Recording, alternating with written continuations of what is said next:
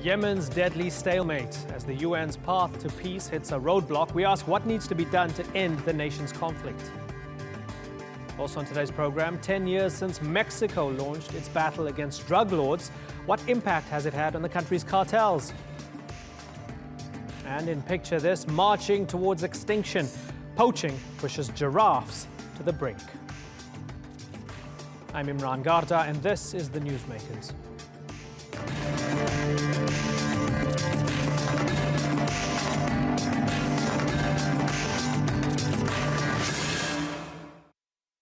The world has turned a blind eye to what's happening in Yemen. Those are the words a top UN official used during a plea to end the country's catastrophic humanitarian disaster. In many ways, it's a conflict that the West has both fueled and ignored. Saudi Arabia, with support from the US and UK, is waging a deadly bombing campaign from the air, while Iranian-backed Houthi rebels and other warring factions on the ground are tearing the country apart. This week, the United Nations' best hope for peace crashed before it even took off. Yemen's recognized government rejected an internationally backed plan for a political solution. Their dilemma: conceding anything legitimizes the enemy's grievances. Today's newsmaker is Yemen's road to peace, as we ask whether there's any end in sight for its people.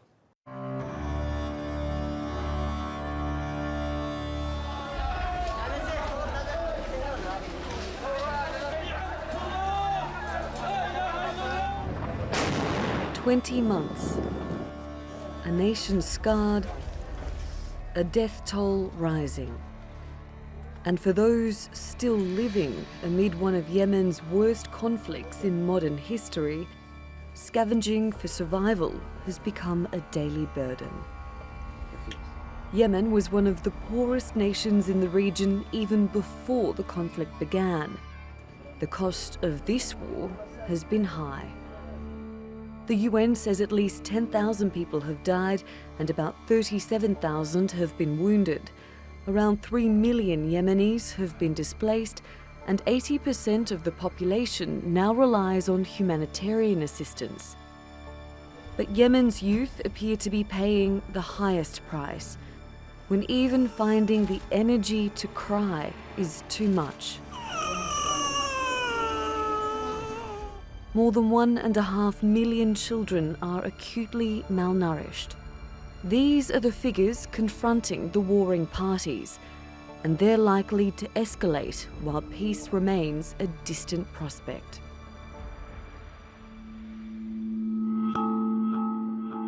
There are a number of players in the Yemen war. There are the Shia Houthis, who forced the government of President Abd Rabbu Mansur Hadi into exile. They're supported by Iran and other Yemeni rebel groups and have the backing of former President Ali Abdullah Saleh. Then there's the Saudi Arabian-led coalition, which backs Yemen's internationally recognized Hadi government. The US, UK and France support the coalition with military assistance, but not with boots on the ground. The UN has created a roadmap for peace, which would involve the Houthis withdrawing from the capital Sana'a, handing over heavy weapons to a third party, and an eventual transfer of power to a new prime minister to form a government. But that roadmap is falling apart. The Yemeni government labels the UN plan a dangerous international precedent because, in its view, this legitimizes the overthrow of the government. For their part, the Houthis and their allies swore in their own government in Sana'a last week. We recognize that the roadmap does contain difficult choices and underscore that compromises and concessions by all parties will be necessary to reach a durable political settlement. But is either side actually willing to put aside political differences for the sake of the people and peace?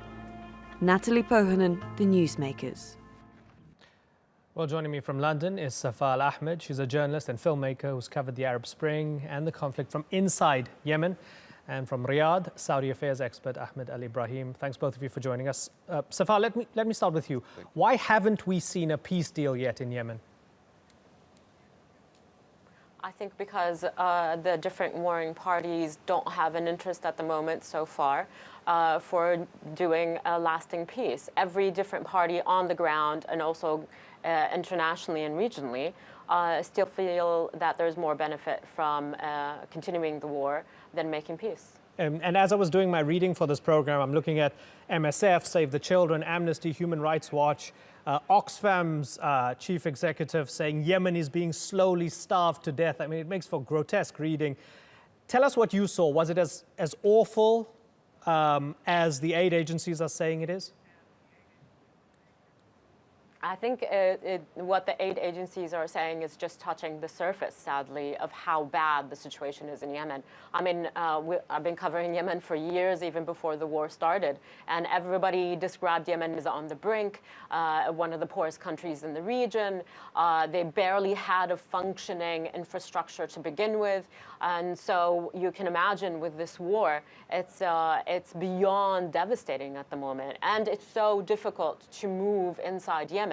So the organizations and the UN and Oxfam and all the others have even more limited access to regions in Yemen that are not central. So I imagine we are just at the very surface of how bad the situation really is. And it's not just the lack of access to food, because now with the moving of the central bank and the crisis financially inside the country, so there is not even access to cash. They can't even find cash in Yemen right now. And so the situation is dire on so many different levels. Mm-hmm. I can't even imagine how people are surviving right now. Ahmed, what do you think of the UN peace plan, and why did the Yemeni government reject it? Well, the UN peace plan that they just announced, it does not serve the purpose with all what's happening right now. What you need right now in Yemen, and I voice my voice with your guest over there, we need to end this war in Yemen by any means. We have a lot of innocent are dying. I mean, if you go to the Saudi border and you see the kilometers, the endless kilometers of trucks, which has foods, tents, medicine, millions and millions of dollars has been pushed through the Saudi-Yemeni border to reach the people that they are sick and the people they're hungry. But unfortunately, the Houthis and Ali Abdullah Saleh is not allowing these people to have access to it, and they're spreading their militia. Listen, you have Saudi Arabia over here. Every morning that they come through the round table with the coalition, they discuss the targets of those civilians people, or the, not to target them, and to make sure that they have good escapes if they want to travel from city to city. I know the coalition forces right now, they are about 15 kilometers around Sana'a, and they are trying to tighten things with less damage to the Yemeni people, because as you know, the Yemeni people live among us as Saudi Arabia. They are 3 million, and they share a lot of heritage with us. So anything that the led coalition forces by Saudi Arabia does not accept that, because the legitimacy of the Yemeni government is not served. And we cannot have a border with Yemen that's going to be invulnerable for us. You know, we have to make it a safe border. This is the mandate that the current Yemeni government has given the coalition forces. Sorry to interrupt you, but I mean, you talk about legitimacy, right? You don't sign peace deals with people you generally deem legitimate. You sign peace deals with people you're at war with, people you don't like. So isn't President Hadi and aren't the Saudis and President Hadi being difficult here, because you don't like those guys? The Houthis, yes, they've committed crimes, but you have to start somewhere. Doesn't it go nowhere if you say, I don't recognize the legitimacy of the other side? Listen, Saudi Arabia is not being difficult with the coalition. We just want to reach the preliminarily bold points in order for everybody to live peace. If I ask the Houthis to turn in their weapons and to be a part of the political parties in Yemen, I think I'm coming so much to them, and I'm accepting them in their part. But if they want to keep their weapons, and they want to keep their missiles, and they want to become another Hezbollah in Yemen, I'm sorry, I'm at Saudi Arabia. I cannot have this on my border. However, Saudi Arabia is trying day and night to get with them. They are trying day and night to put people like Oman, to put other countries. But those Houthis, they are fighting a proxy war on behalf of Iran. Okay, if fair you enough. want to solve this and you want to solve all the children, get somebody from Iran to stop this war. Let me bring Safa in here. Safa, Ahmed sees the root of the problems with the Houthis and former leader Ali Abdullah Saleh. To what extent is he right? I mean, there are different levels of this conflict. Definitely there is a local element to this, which is the Houthis and Ali Saleh and their local civil war that's going on. But also Saudi Arabia is part and parcel of this problem as well. I mean, defending Saudi Arabia and saying that they are trying to protect the Yemeni civilians, I think is very problematic. I mean, human rights organizations have proven time and time again that the Saudis are also violating international law by targeting hospitals, by targeting schools, by targeting weddings. And so just calling on the Houthis as if they're the only problem, I think is not true. And that is part of why there is no peace right now, because the Saudis don't want to see why they are also part of the problem. And so it's denial, and that goes nowhere. The Houthis are responsible for violations on the ground. Ali Saleh to be honest with you. But so are the Saudis. What? This is inaccurate, because you know what you're just saying. You know, Yeah, Saudi it is Arabia accurate. is not And a you denying country it that is doesn't make it founded. any No, it's different. not. No. Saudi Arabia wasn't founded to kill innocent people. We always help people. We always push money to countries in order to help their citizens. But Ahmed, I'm not gonna. it's already I'm not proven gonna have by somebody multiple putting human missiles rights on. organizations. It's not You're proven. We just denying got it doesn't acquitted help by anything. two It agencies. doesn't matter. They It actually doesn't matter acquitted what Saudi you say. Arabia. It Please is get Let your me ask facts Ahmed. right. Ahmed, Get let's your take one facts. It example, doesn't if you don't matter. mind. I hate killing innocent Sure. people. Ahmed, but the fact is, let me take one example. You acquitted Saudi Arabia on 2 events, and one it was by mistake. Ahmed, But are you this is talking my for problem. yourself, The or are Houthis you gonna have representative of the missiles Saudi on top of government? We're all mosques, talking or right on now, top- so on top I don't of think the, I don't think the audience or can on hear top of a anything. school. Sure. Ahmed, let me come in for a second. Let me take one example. And I think this is important to sort of clarify these things, because there was an incident in August where the MSF hospital was bombed. Even the United States had condemned it. They said the State Department spokesman condemned it, Elizabeth Trudeau. So the United States recognized that the Saudis had bombed the Doctors Without Borders hospital and killed innocent civilians. I know you're going to say this was definitely not on purpose. But do you agree that mistakes were made and innocent civilians were killed, and that Saudi Arabia has to take responsibility for those mistakes? Listen, I agree. Mistakes happen. Even the Americans with the highest technology, they made a mistake in Iraq when they bombed a bunker and it had 300 civilian Iraqis. I'm not saying war is nice. War is bad. Not killing a human bad is bad. Killing a cat on the street is bad. And Saudi Arabia is not in the business of killing innocent people. Saudi Arabia, their mandate in Yemen to have a better future Yemen and a future border country with us. What happened is you have to put factors on many things. There's some intel on the ground. There is misinformation is happening. There is a lot of the Houthis, what they are doing, they're putting these missiles on top of the roofs of the schools and the mosque. There is bases next to the school, and they start shooting on the airplanes. Mistakes does happen. But there's no question that we cannot negotiate on killing innocent souls. But again, those Houthis is the head of the snake. Iran is putting these Houthis. They are using the same tactics that Hezbollah used with Lebanon against Israel. There is so many fingerprints that putting Iran into this, and they are using I mean, Imran, these this is a great tactics in example order of to why bring there is no people let's bring Safa like in. your guests to Ahmed, be let's bring in- sympathized with Let's bring in them. Safa. Safa, come in. I mean, calling people the head of a snake, I mean, that's a great example of why there is no real peace in Yemen right now. I think it's not conducive That's irrelevant. to respecting the other side. No, that's not irrelevant. That just goes to show you how you're thinking of the other side and how you talk about them. There's no defense of what the Houthis are doing on the ground or Ali Saleh, but there's no defense of human rights violations that the Saudi coalition has committed on the ground as well. So I don't know if you're a representative of the Saudi government or not, so I don't know on what basis we're talking here. I'm not. So there's a problem here. We're talking about real violations on the ground. If you want to have peace with the Houthis, problem is I'm talking about war facts. an entire population. I'm giving you facts. So wait for me to finish. I let you finish. You let me finish. Waging Sure. war on an entire population that's near the brink of starvation does not help anyone, and you're creating more enemies by people seeing you as the people who are waging war on an entire country. So if we're going to be realistic about having a lasting peace with a neighbor that's not going anywhere, then calling people heads of snakes is not healthy or conducive to that, frankly. Ahmed? Okay, so we give your friends in the south of Yemen, Houthis or Al Abdullah Saleh, since 2009, and we were protecting our borders. Are you suggesting we should wait until Iran and their troops with the Houthis and Ali Abdullah Saleh march into Saudi Arabia, and we do then defeat them inside the lands of Saudi Arabia?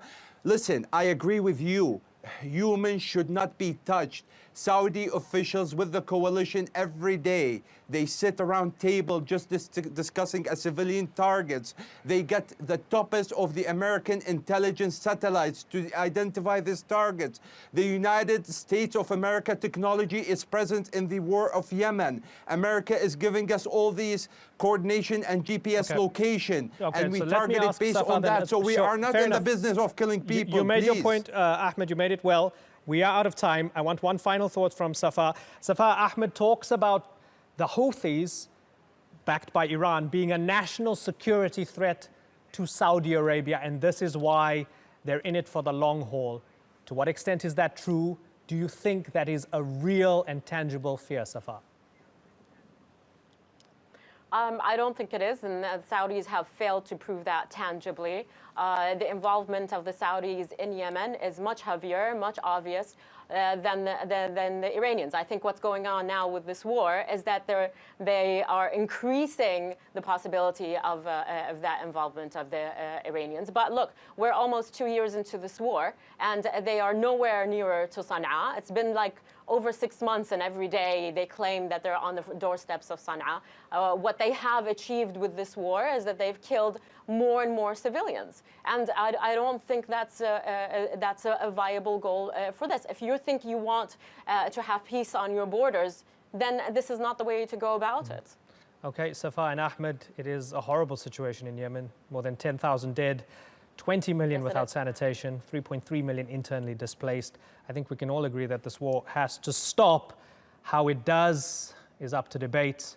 Hope to speak to the two of you again in the not too distant future, Safa Al Ahmed and Ahmed Al Ibrahim. Thank you very much.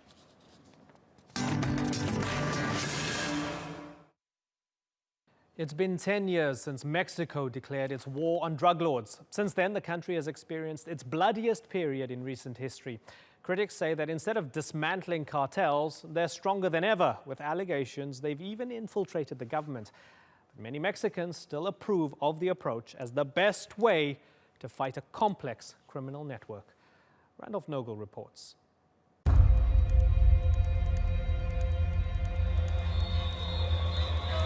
Mexico's war on drug cartels was a controversial idea from the beginning. An hour before then-President-elect Felipe Calderón was due to be sworn in, opposition lawmakers tried to block the doors of Mexico's congressional chamber. Members of the ruling party chanted, "We want peace." Calderón may have hit the ground running on a new path paved with good intentions, but it wasn't one of pacifism. He started with his home state of Michoacán, where drug violence had gotten out of hand, deploying federal security forces with the aim of taking down top cartel bosses. Durante las actividades de interdicción y hostigamiento que llevarán a cabo en el Estado, respetar en todo momento los derechos humanos de la población civil. But security forces in this new war would be accused of committing widespread abuses, including torture, killings, and disappearances. Calderón's so-called kingpin strategy set off a cascade of violence across the region. Over the next 10 years, more than 150,000 people were killed and 28,000 disappeared. More than the number of civilians killed in the Iraq War over a similar period. One of the most intractable aspects of the conflict is the supply and demand dynamic between the US and Mexico for drugs and weapons. There is one issue where Mexico needs your cooperation: stopping the flow of assault weapons and other deadly arms across the border.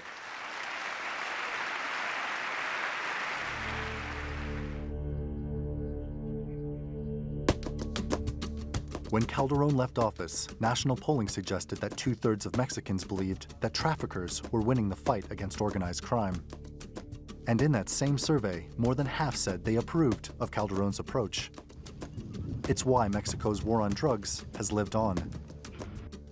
Calderon's predecessor, current president Enrique Peña Nieto, has upheld it, despite the fact that when he was elected in 2012, he had pledged to take a different approach and reduce violence.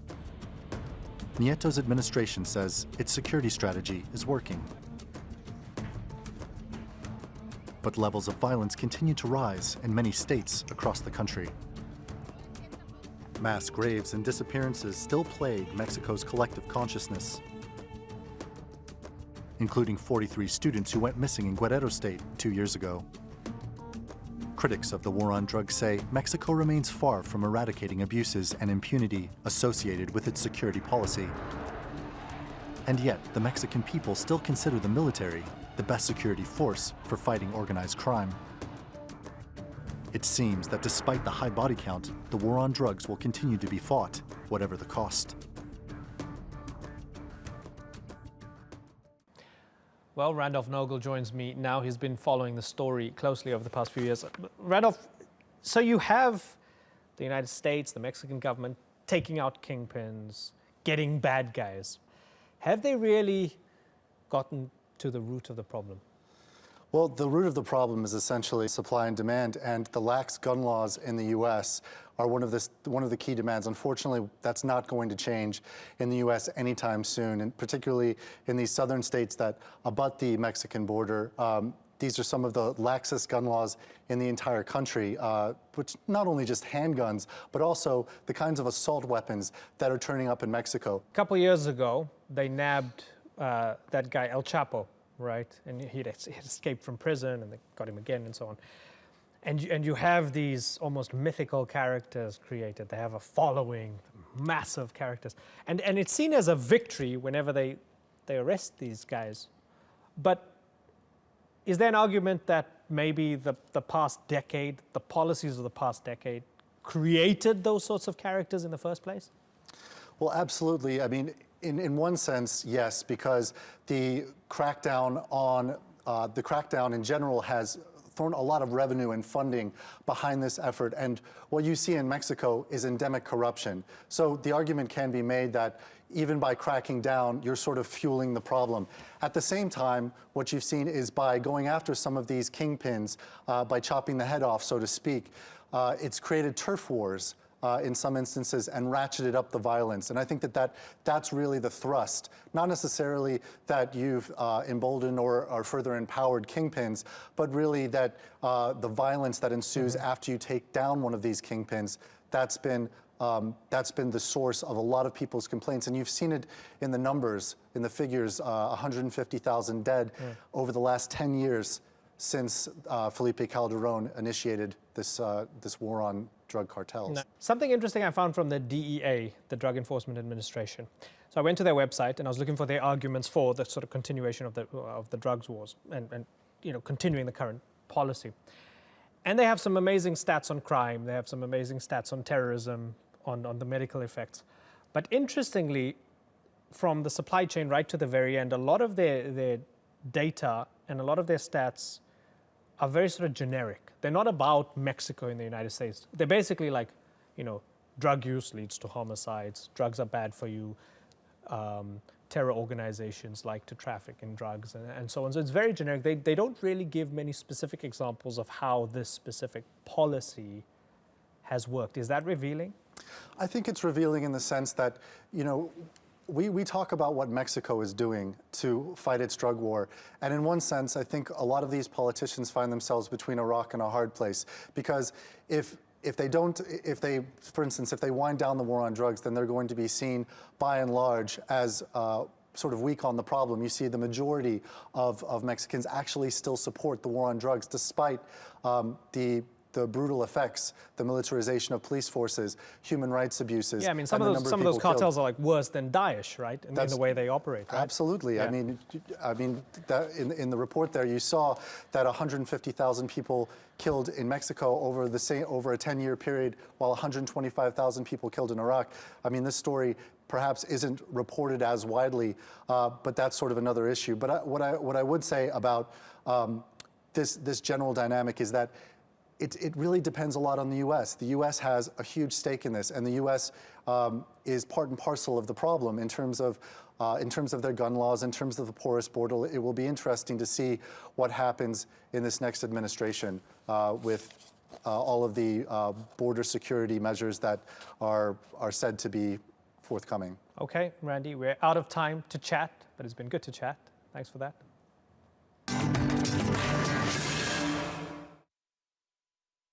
In today's picture this, one of the world's most loved mammals is under threat. The giraffe population has plummeted in recent decades, and conservationists now say Africa's gentle giants are vulnerable to extinction. Let's take a look.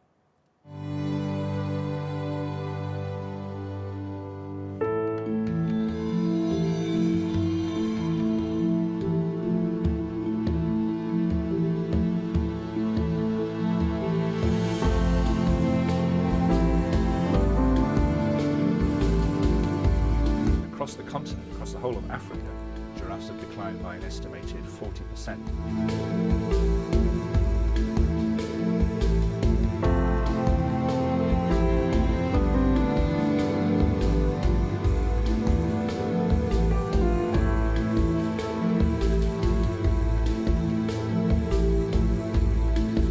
The number of giraffes go down because the community also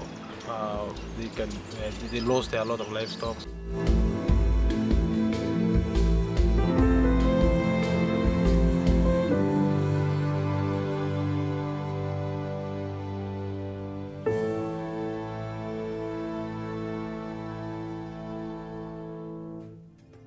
You've been watching this edition of the Newsmakers with me, Imran Garda. Thank you for watching. Bye-bye.